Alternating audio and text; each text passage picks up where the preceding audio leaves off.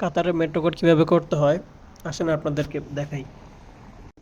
Metro স্টেশনে আসার পরে এটিএম বুথের মতো মেশিন থাকবে, ওইটার সামনে যাবেন আপনারা।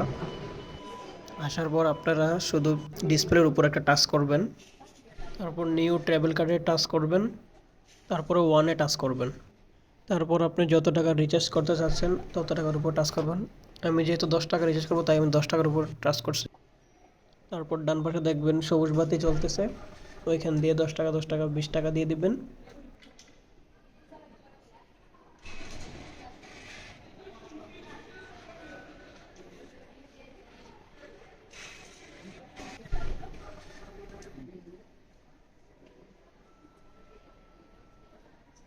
আমার মেট্রো কার্ডটা হয়ে গেছে, এখন আমি নিচ থেকে নিব।